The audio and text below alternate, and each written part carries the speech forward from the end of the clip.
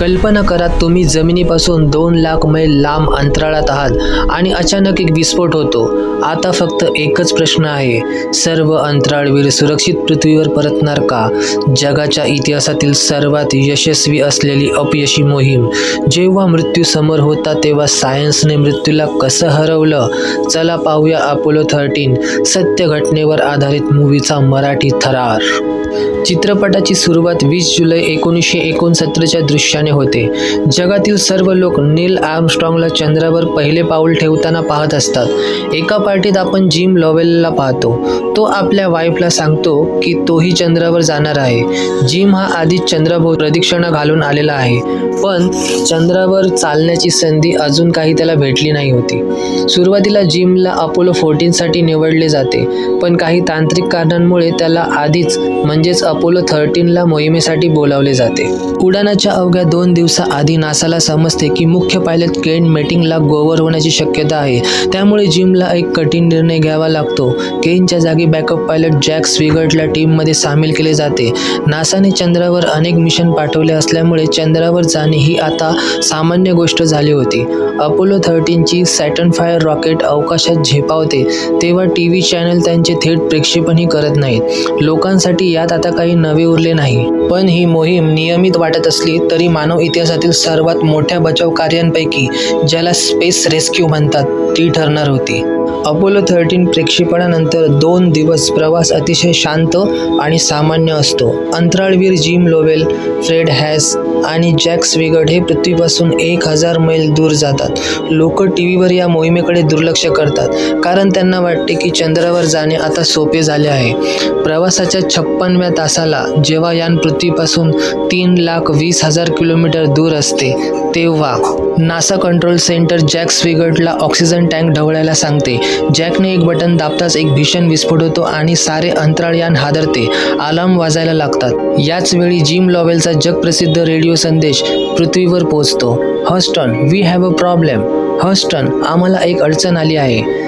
त्यांना सुरुवातीला वाटतं की एखाद्या उल्केने धडक दिली आहे, पण बाहेर पाहिल्यावर जिम लॉवेलला दिसतं की त्याच्या यानातून ऑक्सिजन वायू बाहेर गळत आहे. स्फोटानंतर काही वेळातच जिम लॉवेलने खिडकीतून पाहिले तर त्याला यानातून पांढऱ्या रंगाचा वायू बाहेर पडताना दिसला.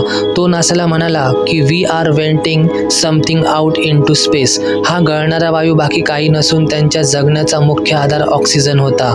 ऑक्सिजन लीकमुळे 2 मुख्य गोष्टींना तोंड द्यावे लागणार होते, श्वास घेण्यास अडचण आणि वीज निर्मिती बंद.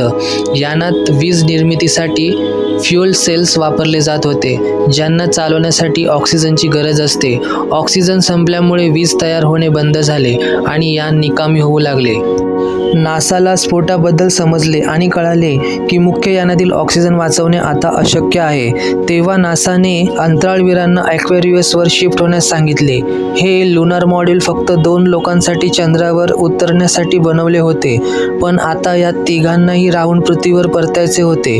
ऑक्सिजन लीक नंतरची दुसरी समस्या निर्माण झाली, ती म्हणजे कार्बन डायऑक्साईड CO2ची.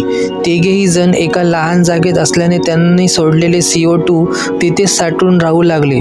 जर CO2 बाहेर काढले नाही तर त्यांचा तिथेच गुदमरून मृत्यू होईल. शेवटी नासाच्या इंजिनियर्सने पृथ्वीवर बसून जुन्या साहित्याच्या मदतीने फिल्टर बनवायची युक्ती शोधली. प्लास्टिक पिशवी, डक्ट टेपचा वापर करून त्यांनी एक नळी जोडली. चंद्राच्या नकाशाचे पुठ्ठे वापरून त्याला आकार दिला. त्याला जुना मौजा लावून फिल्टर पॅक केला. पृथ्वीवरील इंजिनियर्सने स्टेप बाय स्टेप हे यंत्र कसं बनवायचं याची सूचना अंतराळवीरांना दिली. आता अंतराळवीरांकडे पृथ्वीकडे परतण्यासाठी पुरेसे इंधन नव्हते, म्हणून चंद्राच्या गुरुत्वाकर्षणाचा वापर करून स्लिंग शॉटचा वापर केला.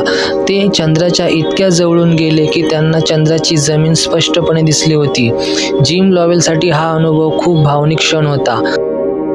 पृथ्वीकडे येताना यानाची वीज पूर्णपणे बंद करण्यात आली होती. तापमान 30°C खाली गेले होते.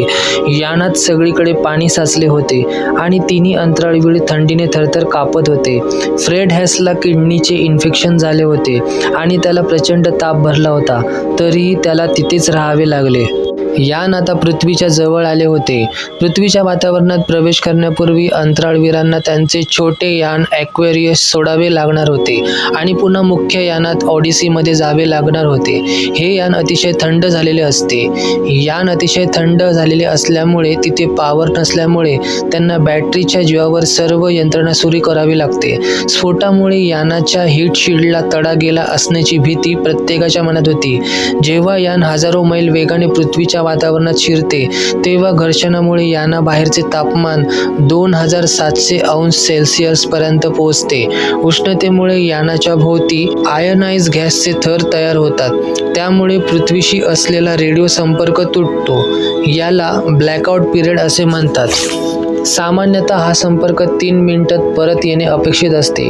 नासाचे सर्व इंजिनियर्स आणि अंतराळवीरांचे कुटुंबीय रेडिओकडे कान लावून बसलेले असतात. 4 मिनिटे होतात पण काहीच आवाज येत नाही. जिम लोवेलची पत्नी आणि नासाची फ्लाईट डायरेक्टर जीन क्रेन्स यांच्या चेहऱ्यावर भीती स्पष्टपणे दिसते.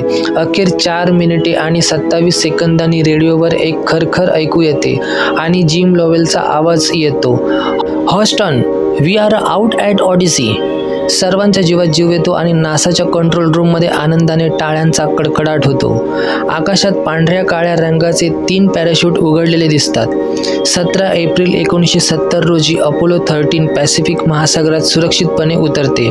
हेलिकॉप्टर्स आणि नौदलाच्या बोटी तिथे पोहोचतात आणि तिन्ही वीरांना सुरक्षित बाहेर काढतात. अपोलो 13 ही मोहीम चंद्रावर पोहोचू शकली नाही, पण मृत्यूच्या दारातून जिद्दीने परत येण्याचा हा मानवी इतिहासातील सर्वात मोठा विजय ठरला. म्हणूनच याला नासाचे सर्वात यशस्वी अपयश असे म्हटले जाते. मित्रांनो, व्हिडिओ कसा वाटला हे कमेंट्समध्ये सांगायला विसरू नका. लाईक, सबस्क्राईब आणि शेअर करायला विसरू नका. तुमच्या लाईकमुळे आम्हाला खूप सपोर्ट मिळतो. तर प्लीज कमेंट करा आणि लाईक करा आणि सबस्क्राईब शेअर करा. आपले स्वागत आहे आमच्या चॅनलवर.